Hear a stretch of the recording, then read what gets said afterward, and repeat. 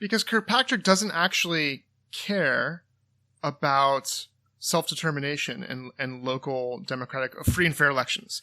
And neither do the neocons later on who say spreading democracy is the goal, actually. Because what they mean by democracy is not that. It's not actual autonomous self-determination.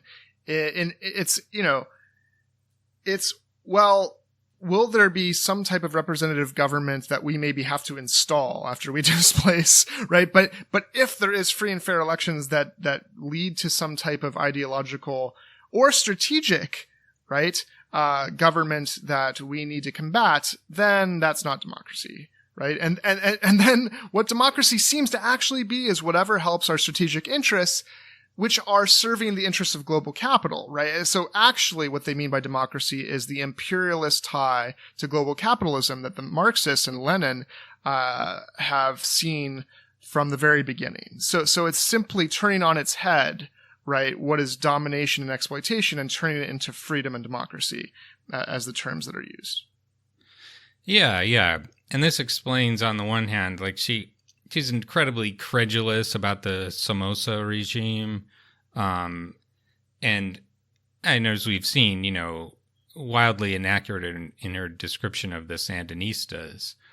And so this sort of, dual blindness, I think, could explain how you get things like the CIA straight up telling the Contra forces that what you should do is commit terrorism. You should go and, assassinate doctors and nurses and judges and blow up schools and just like massacre farmers and even American nuns in one instance. Because like the ends justify the means at bottom, and it'll all be papered over with this sort of comforting rhetoric about being smart, being realistic, being very serious about, geopolitics and so on. But the end result is just an absolutely fucking hellish nightmare. Well, and the irony, of course, is that with all the rhetoric about Stalin, this mirrors in form the same problem that Stalinism had in terms of betraying the actual ideals of Marxism. The autocratic, totalitarian nature of what happened to the Soviet Union betrayed those egalitarian and democratic ideals in much the same way, and then resorted to the kind of it's right because we must be right because we are the ones in power pursuing the ideals of communism. In much the same way, the neocons say, well, we're the ones that are fulfilling the American dream of spreading democracy and achieving, right, capitalism and freedom, baby. And so therefore the means justify the ends. And if a few nuns had to be slaughtered in Nicaragua, I guess that's just the price. What do you want? You want the Soviet Union to win the Cold War? So it's just a mirror image of that self-justifying ideological, epistemological blindness that justifies oppression and domination. Yeah. So, on this one hand, we have a nationalist chauvinism. Like America is good, our military is good. We are the keystone, the linchpin of global peace, and we just have to go out there and be meddling in the affairs of all countries because we know what's good. On the other hand, a sort of buttressing ideology is this just hysterical paranoia about foreign enemies. So Kirkpatrick says, quote, since Moscow is the aggressive expansionist power today, it is more often than not insurgents encouraged and armed by the Soviet Union who challenge the status quo. And this is 1979. The Soviet Union had 10 years to live at this point. And it was patently and obviously a moldering, just jalopy heap of a country and failing more and more in its basic structures and concerned above all with just sort of preserving itself.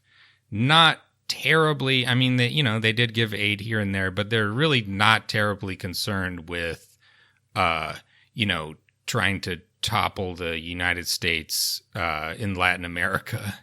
Just really wasn't high on their priority list. And later on, she goes on to say, quote, if, moreover, revolutionary leaders describe the United States as a scourge of the 20th century, the enemy of freedom-loving people, the perpetrator of imperialism, racism, genocide, colonialism, genocide, war, then they are not authentic Democrats, or to put it mildly, friends. Groups which define themselves as enemies should be treated as enemies. The United States is not, in fact, a racist colonial power. It does not practice genocide. It does not threaten world peace with expansionist activities.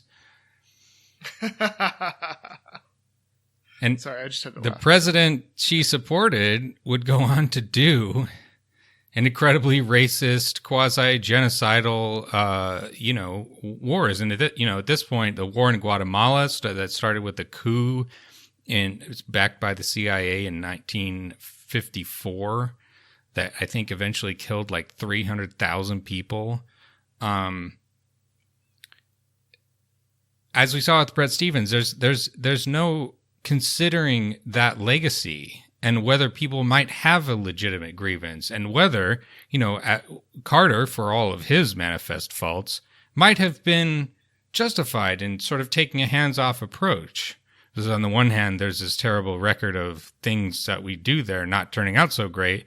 On the other hand, if we get involved, then that will just strengthen the forces of whoever is opposing the people we're backing, by allowing people to paint themselves as liberators of the country from Yankee imperialism.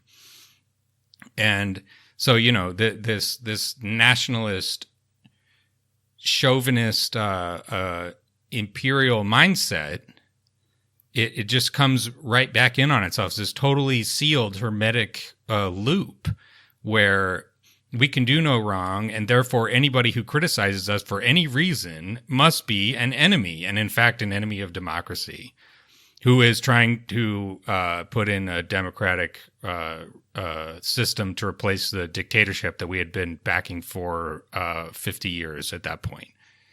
And it's like the dishonesty of it is just so complex and infuriating. And this is why I think neocons are still, despite being relatively powerless, except for John Bolton, yeah, why they're so hated, because God, what slime, it's like, tell it to 300,000 dead Guatemalans that, oh yeah, we're the good guys.